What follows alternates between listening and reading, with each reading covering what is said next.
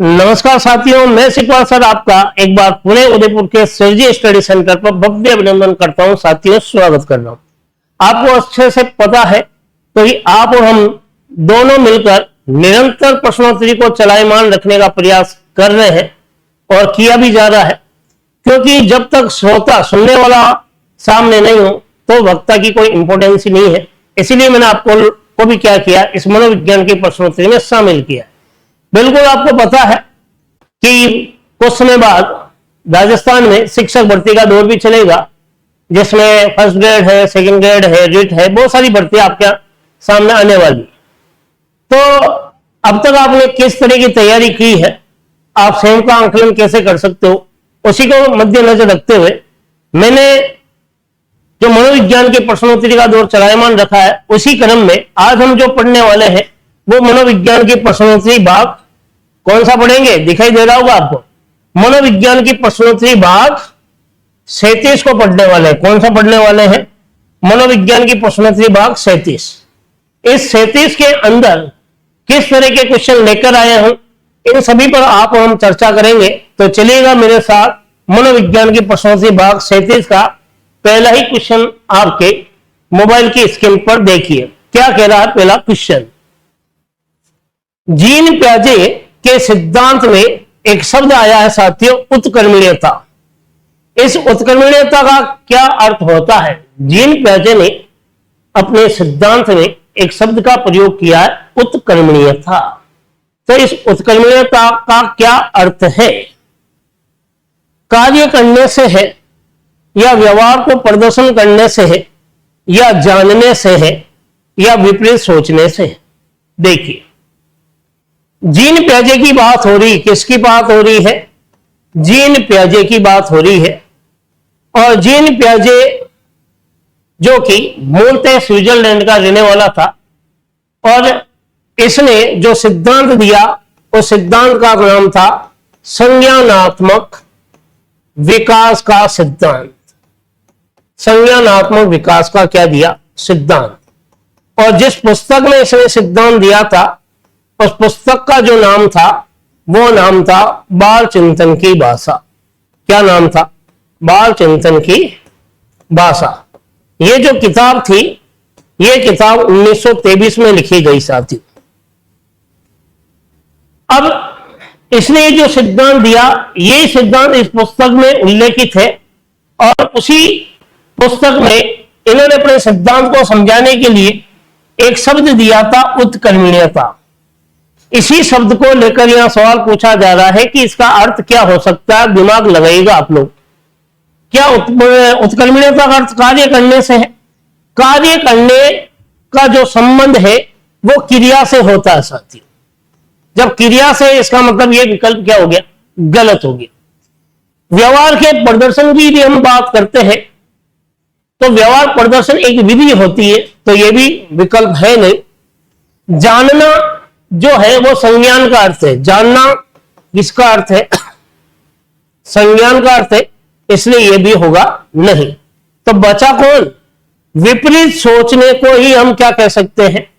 विपरीत सोचने का जो अभाव होता है वो उत्कर्मण्यता कहलाती है। और इस उत्कर्मण्यता का जो संबंध है, जीन प्याजे ने अपने सिद्धांत को समझाने के लिए 4 प्रकार की अवस्थाओं का उल्लेख किया। एक तो संवेदी पेशी अवस्था, बिल्कुल समझ में आ रहा ना मैं जो कह रहा हूं।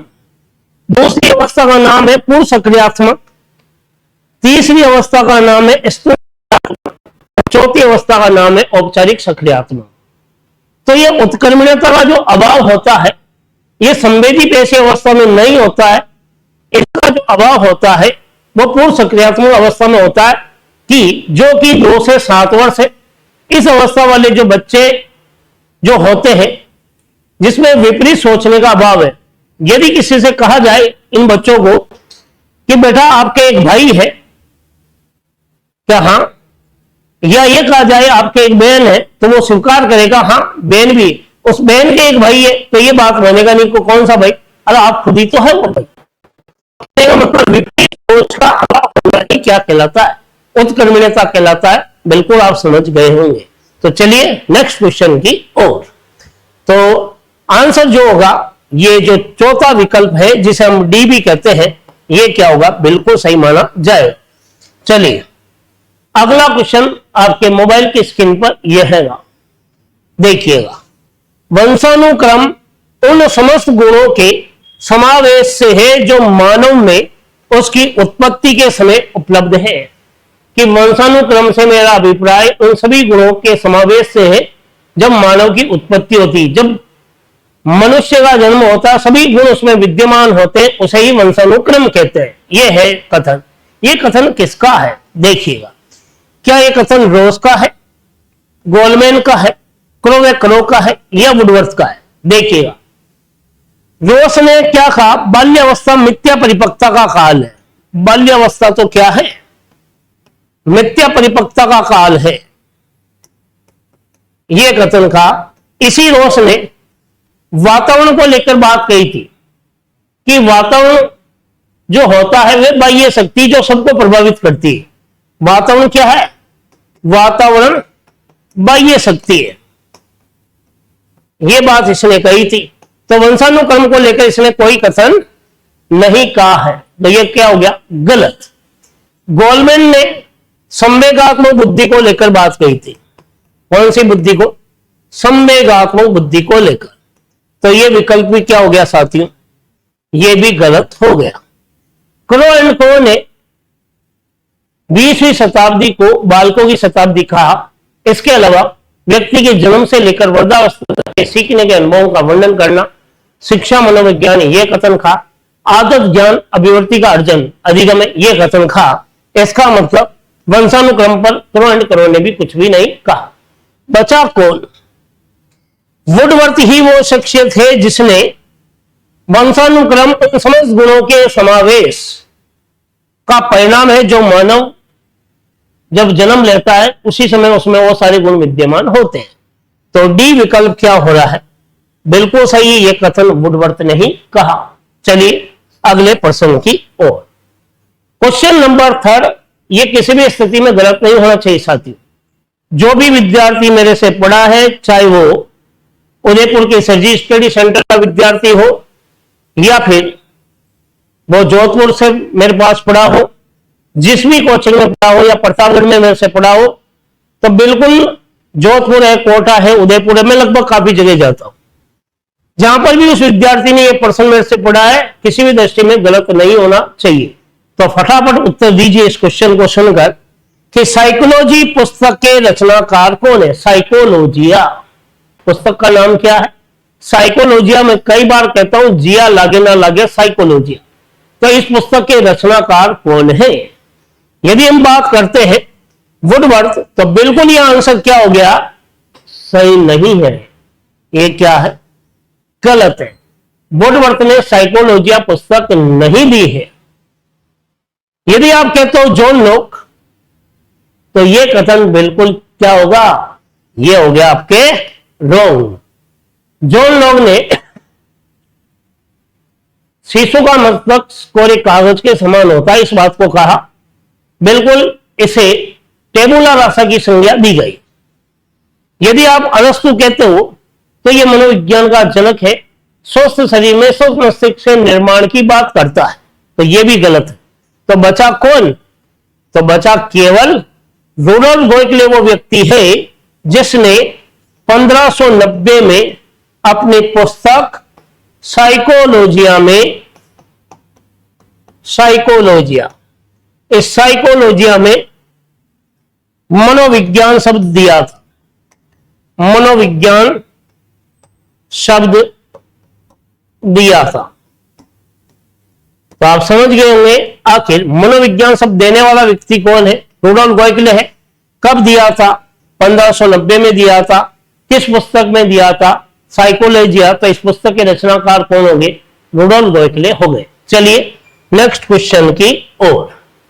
क्वेश्चन नंबर 4 क्या कहता है, 4 देखिएगा। अच्छा शिक्षक वही है जो स्वयं को एक बच्चे की तरह चाहता है। उक्त कथन के प्रतिपादक कौन है? एक अच्छा शिक्षक वही हो सकता है जो स्वयं को बच्चे की तरह चाहता हो। तो इस कथन के प्रतिपादक कौन है? क्या वो जॉन लॉक है, वुडवर्थ है, स्किनर है, फ्रायड है? देखिएगा, फ्रायड तो मनोविश्लेषण को लेकर बात कहता है, शिक्षक को लेकर किसी तरह का कथन नहीं कहा है। स्किनर की यदि बात करें तो स्किनर व्यवहार में उत्तरोत्तर समन्वय की प्रक्रिया को अधिगम कहता है। व्यवहार में उत्तरोत्तर समन्वय की प्रक्रिया, प्रक्रिया क्या है? अधिगम है, ये बात कहता है स्किनर साहब। तो ये भी क्या हो गया? ये भी कथन स्किनर का नहीं है। बचा कौन? वुडवर्थ प्रश्नावली विधि को लेकर चर्चा करता है, तो ये भी विकल्प नहीं है। तो बचा कौन? जॉन लॉक ही वो है जिसने एक बात कही, अच्छा शिक्षक वही है जो एक बच्चे की तरह स्वयं को चाहता हो। तो एक विकल्प क्या हो गया? बिल्कुल सही हो गया। तो क्वेश्चन नंबर 4 क्या हुआ? बिल्कुल सही माना जाएगा, ए।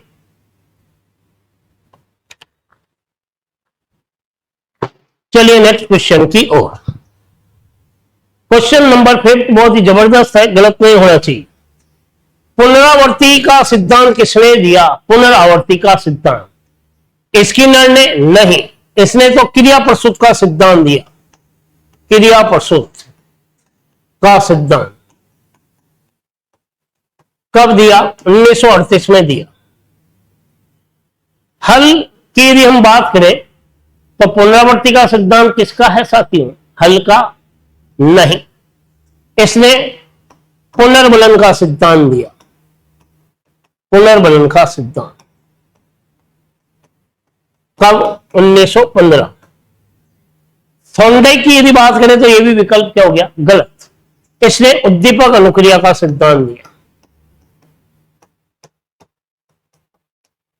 कब दिया? 1913। तो ये भी गलत। बचा कौन? होली वो व्यक्ति है जिसने पुनरावर्ती का सिद्धांत दिया था।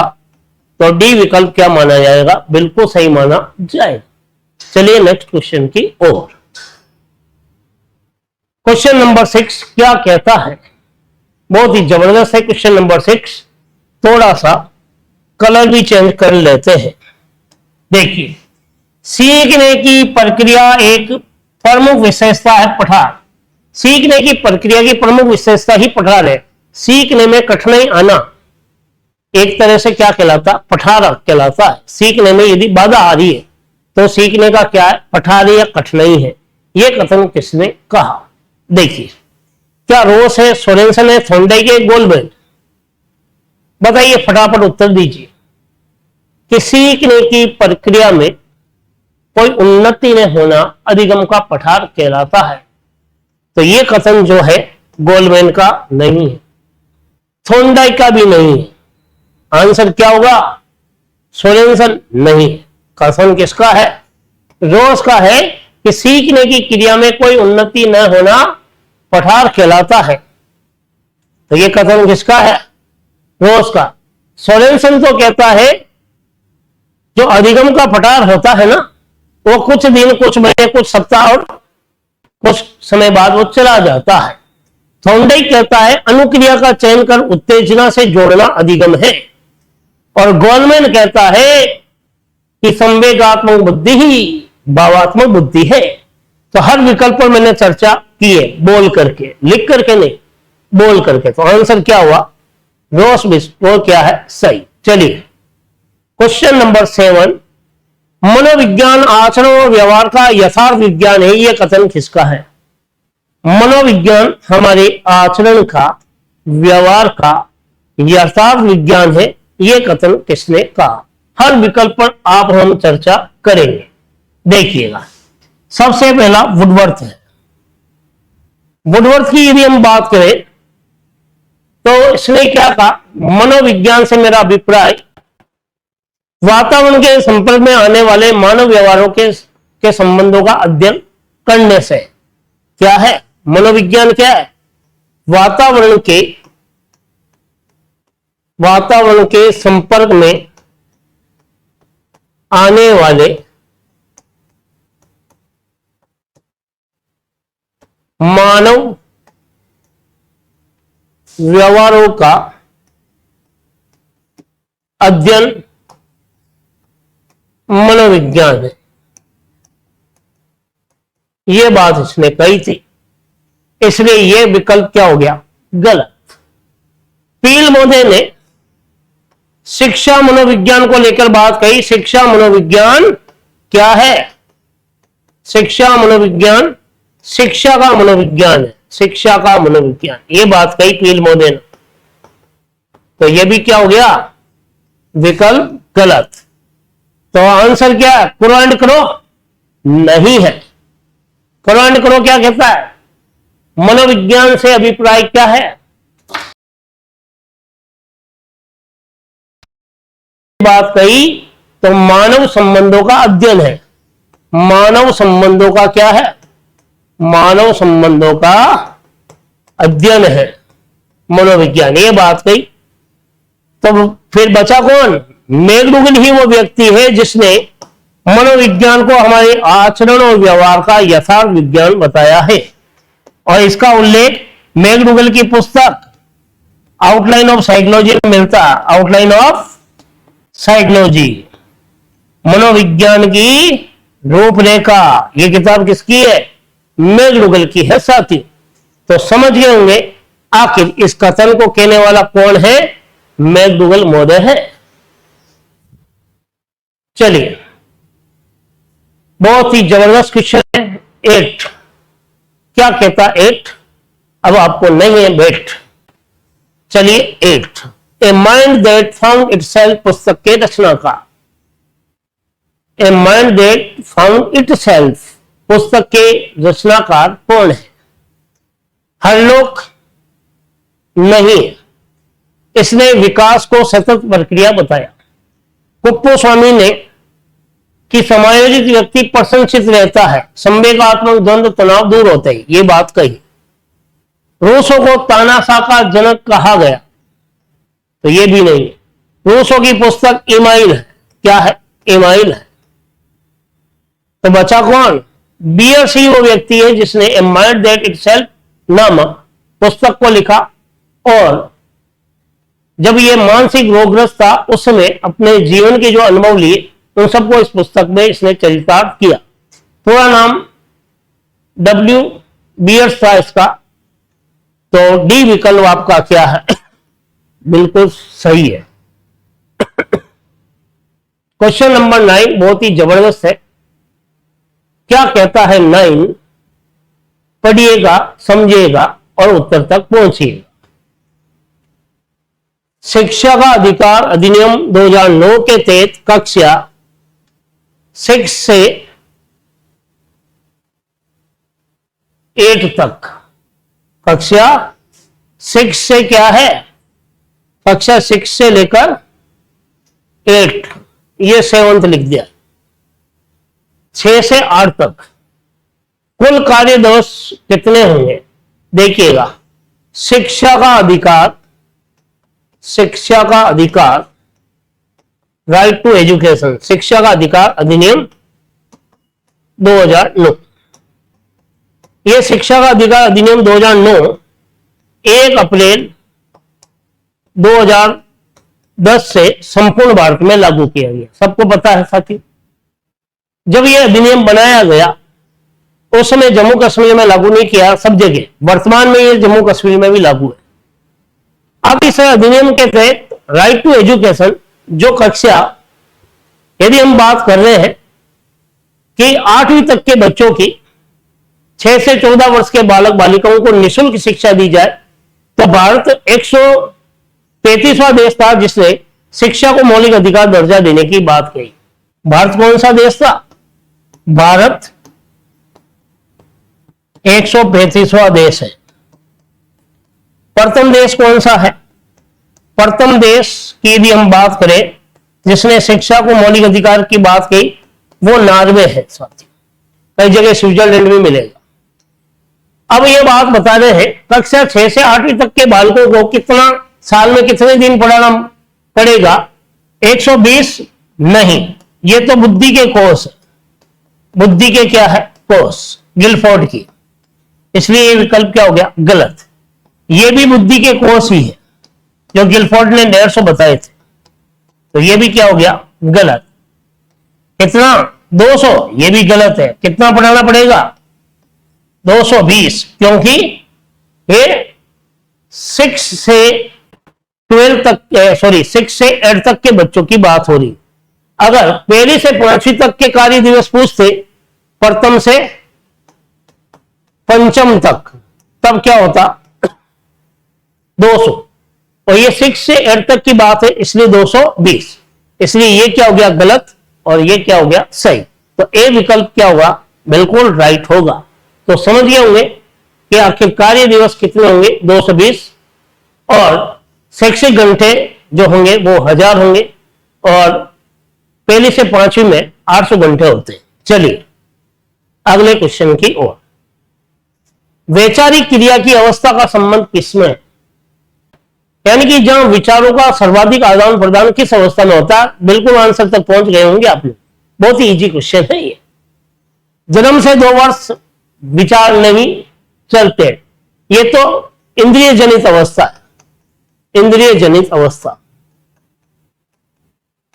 किसी तरह का विचार नहीं है। 2 से 7 वर्ष अतार्किक चिंतन की अवस्था, तर्क भी नहीं होता, तो इसमें भी क्या है? बिल्कुल किसी तरह का विचारों का आदान प्रदान नहीं होता। तो 7 से 12 वर्ष क्या है? वैचारिक क्रिया की अवस्था है। वैचारिक क्रिया की अवस्था, साथ ही इसे मूर्त चिंतन की अवस्था भी कहा गया। जो सामने है उसका चिंतन है। यह विकल्प सभी हो नहीं सकता, तो बचा क्या? से विकल्प बिल्कुल सही माना गया। 7 से 12 वर्ष का जो समय काल है, आयु वर्ग है, जहां वैचारिक चिंतन होता है, इसलिए इसे स्थूल चिंतन भी कहा गया है। चलिए क्वेश्चन नंबर 11, बहुत ही इजी है, फटाफट उत्तर दीजिएगा कि क्रियात्मक अनुसंधान को लेकर बात हो रही है। क्रियात्मक अनुसंधान के प्रवर्तक कौन है? मुख्य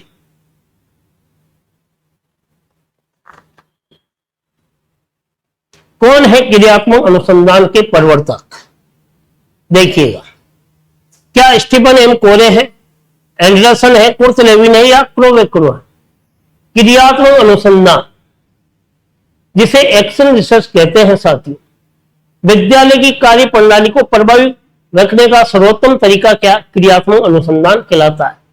यह क्रियात्मक अनुसंधान शब्द जो दिया था, क्रियात्मक अनुसंधान, यह शिक्षा में कब आया था साथियों? 1912 में आया था, सॉरी 1926 में आया था। कब आया था? 1926। स्थायी कब हुआ? 1953 में हुआ। सामाजिक क्षेत्र में कब आया? 1946 में सामाजिक क्षेत्र में यह काम में लिया गया, क्रियात्मक अनुसंधान। इस शब्द को लेकर कोलियर के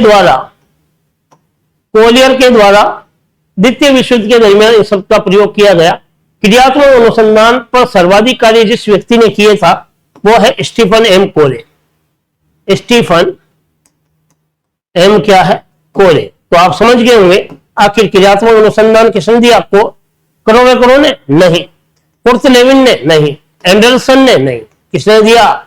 स्टीफन एम कोरे। इसने क्रियात्मक अनुसंधान शब्द दिया था। चलिए अगले क्वेश्चन की ओर। क्वेश्चन नंबर 12 बहुत ही इंपॉर्टेंट है, किसी भी स्थिति में साथियों गलत नहीं होना चाहिए। बाल अपराध का प्रारंभिक प्रशिक्षण केंद्र है। बाल अपराध का प्रारंभिक प्रशिक्षण केंद्र किसे बताया गया है? क्या परिवार को, विद्यालय को, समाज को, या टेलीविजन? 4 ऑप्शन है, बिल्कुल सही होना चाहिए। सोचिए आप, तब तक मैं बाल अपराध पर चर्चा कर लेता हूं। बाल अपराध, देखिएगा, बाल अपराध का जो जनक है वो कौन है? जनक किसे कहा गया? वो था सीजर लाम्ब्रोस। कौन है? लाम्ब्रोस को बाल अपराध का जनक कहा गया। क्लियर? बाल अपराध का प्रारंभिक प्रशिक्षण केंद्र, यदि आप उत्तर देते हो परिवार, तो ये बिल्कुल क्या माना जाएगा? एकदम करेक्ट नहीं। परिवार बचपन का घर है, बचपन की शिक्षा दी जाती है। विद्यालय शिक्षा की द्वितीय पाठशाला। समाज परिवार और विद्यालय को जोड़ने वाली संस्था। तो बाल अपराध का प्रारंभिक प्रशिक्षण केंद्र किसको बताया गया? टेलीविजन को बताया गया। बाल अपराध से अभिप्राय समाज द्वारा स्वीकृत यदि कोई किशोर या किशोरी समाज के नियमों की अवहेलना करता, वो भी कौन सी एज के? 18 वर्ष से कम आयु वर्ग के द्वारा किया जाने वाला अपराध क्या कहलाता है? बाल अपराध कहलाता है। बाल अपराधी बालकों को सुधारने के लिए 1887 में अमेरिका के न्यूयॉर्क शहर में पहला बाल अपराध प्रारंभिक प्रशिक्षण केंद्र नहीं, बाल सुधार गृह खोला गया था। तो बाल अपराध का प्रारंभिक प्रशिक्षण केंद्र तो कौन सा हो गया? वो टेलीविजन हो गया। बिल्कुल सही माना जाएगा।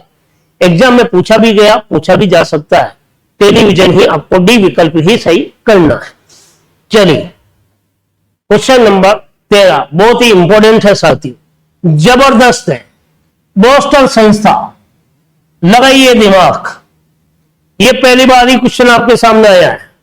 किसी भी स्थिति में गलत नहीं करना चाहिए आपको, यदि अगर आप गहनता के साथ पढ़ते हो तो। बताइएगा बोस्टन संस्थाएं क्या होती है?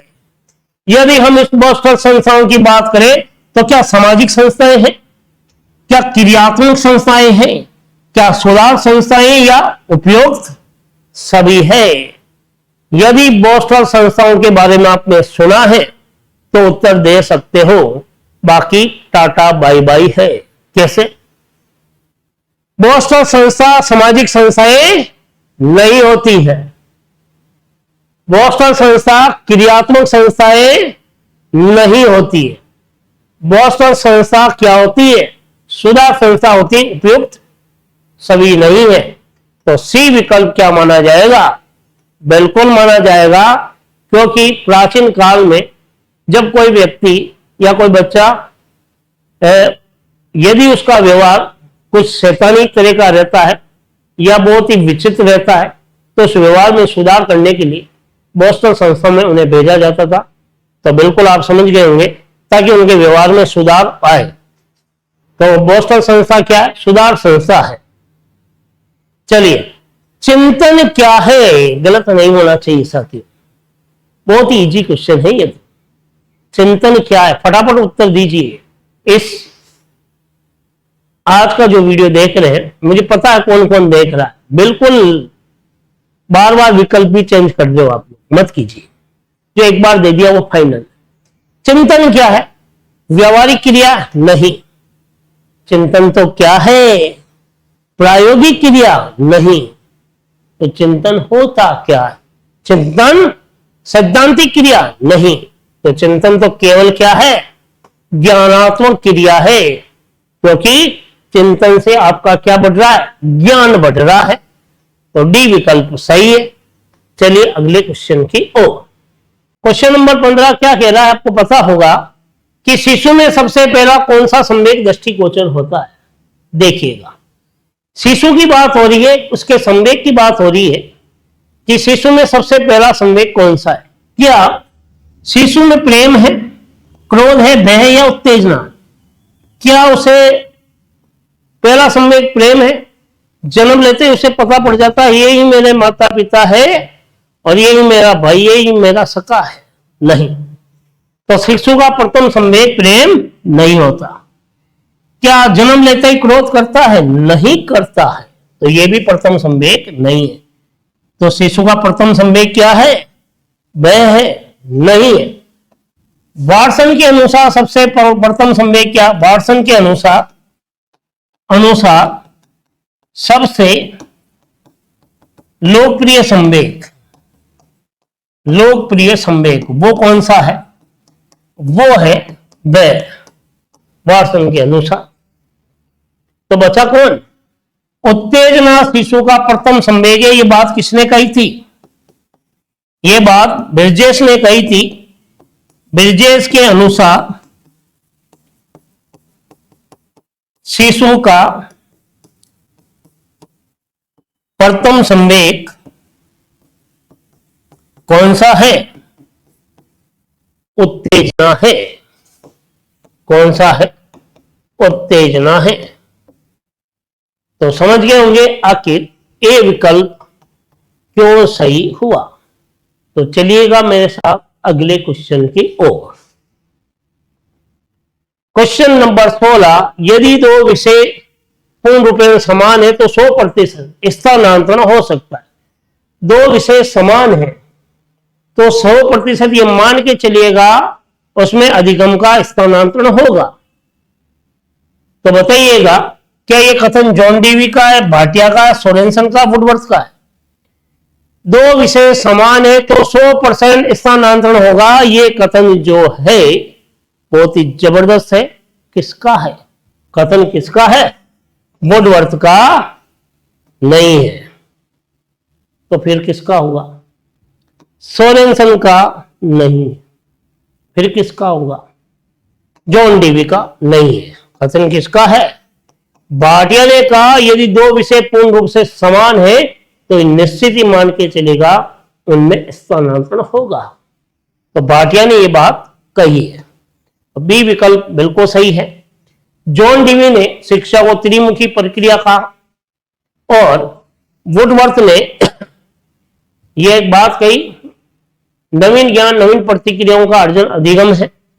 सोरेनसन ने कहा एक स्थिति में सीखे हुए ज्ञान का प्रयोग दूसरी स्थिति में करना अंतरण है। लेकिन दो समान विषय को लेकर कथन केवल किसने कहा? भाटिया ने। चलिए क्वेश्चन नंबर 17, अब नहीं है आपको कोई खतरा, आ गया बेटा 17। तो देखिए केरे का अर्थ क्या है। बहुत ही जबरदस्त क्वेश्चन है, दिमाग लगाओगे तो उत्तर तक पहुंच जाओगे। केरे का अर्थ कार्य से है। क्या केरे का अर्थ जागरूकता से है? क्या केरे का अर्थ निर्देशन से है? क्या केरे का अर्थ अस्तित्व से है? बताइएगा उत्तर, फटाफट बताइए, जल्दी बताइए। मुझे पता है कौन कौन वीडियो देख रहे, फटाफट उत्तर दीजिए। नाम किसी का नहीं लूंगा, फटाफट दीजिए आप उत्तर। केरे का अर्थ क्या है साथियों? कार्य से नहीं, जागरूकता से भी नहीं। केरे का अर्थ केवल क्या होता है? निर्देश देना भी नहीं है। तो क्या है? अस्तित्व में आना केरे का अर्थ है। एक शब्द सुना आपने, क्रिएटिविटी। क्रिएटिविटी, यहीं से ये सवाल पूछा गया।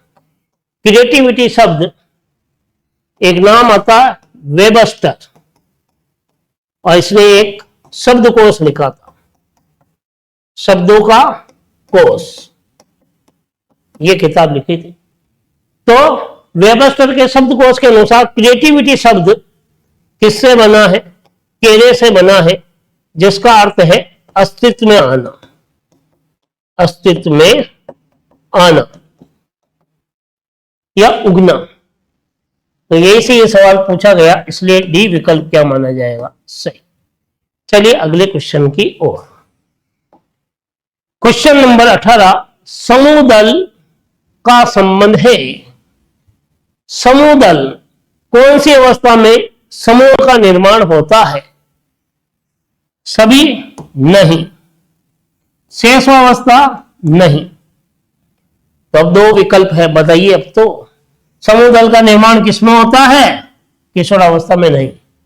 बाल्यावस्था को टोली दल की आयु कहा गया, टोली दल की आयु, इसे ही समूह दल कहा गया, समूह में रहता है। तो बी विकल्प क्या हो रहा है? बिल्कुल सही हो रहा है, कारण सहित बताया है।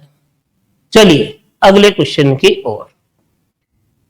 बहुत ही जबरदस्त आ गया आपके सामने, क्रेचमर और सिलेंडर का संबंध किससे है? सिलेंडर और क्रेचमर जब भी नाम आए तो संबंध किससे होगा? शरीर से होगा। और शरीर का संबंध किससे है? देखिए, क्या बुद्धि से है? नहीं। किससे है? शरीर, शारीरिक व्यवहार? नहीं। तो किससे हो गया? समायोजन भी क्या हो गया? गलत। बिल्कुल विकल्प जो सही होगा वो होगा आपका पर्सनैलिटी को लेकर बात होगी। सी विकल्प क्या माना जाएगा? सही माना जाएगा। तो बिल्कुल सी क्यों सही हुआ? ये जितने भी विद्यार्थी बैठे हैं जो आज कक्षा अटेंड करेंगे, तो देखते हैं उत्तर सही दे पाते हैं या नहीं पाते हैं। अभी सामने भी बैठे हैं कुछ मेरे। तो सी विकल्प बिल्कुल सही होगा कि क्रेचमर और स्लेंडर ने जो संबंध बताया था वो क्या बताया था, व्यक्तित्व के प्रकारों को लेकर, और ये प्रकारों का जो वर्गीकरण है वो शारीरिक संरचना पर है। तो सी सही है। चलिए लास्ट और अंतिम क्वेश्चन आज के सेशन का, अतीन्द्रिय बालक कैसे होते हैं? अतीन्द्रिय जो इंद्रियों से भी या ज्ञानेंद्रियों से भी परे होते हैं। क्या भावनात्मक बालक? नहीं। क्या ज्ञानात्मक बालक? नहीं। तो क्या है? क्रियात्मक बालक? नहीं। अतीन्द्रिय बालक तो भ्रमणशील होते हैं, उनकी इंद्रियां पता नहीं कहां से कहां पहुंच जाती है। तो डी विकल्प बिल्कुल सही माना जाएगा। तो आज का सेशन यदि साथियों आपको बढ़िया लगा है, अच्छा लगा है, गुड लगा है, बेटर लगा है, तो इस वीडियो को जरूर शेयर कीजिएगा ताकि उन लोगों तक पहुंच जाए जो वास्तव में मनोविज्ञान की प्रश्नोत्तरी को फैक्ट सत्यों पर, अप्लाइड क्वेश्चन पर तैयार करने वाले हैं, जिनको यह पता हो जाए अब तक उन्होंने क्या पढ़ा है, कितना पढ़ा है। यदि अच्छा वीडियो लगा तो एक बार जरूर इसको शेयर कीजिएगा। बिल्कुल मैं उदयपुर के सरजी स्टडी सेंटर पर ऑफलाइन और ऑनलाइन दोनों रूपों में उपलब्ध हूं। अगले वीडियो में फिर मुलाकात करेंगे। तब तक आप अपना क्या रखोगे, ख्याल रखिएगा, निरंतर अध्ययन कीजिएगा, क्योंकि आपकी तपस्या ही आपको लक्ष्य की ओर लेकर जाएगी। तो अगले वीडियो में फिर मुलाकात करेंगे, तब तक इंतजार कीजिएगा। जय हिंद, जय भारत।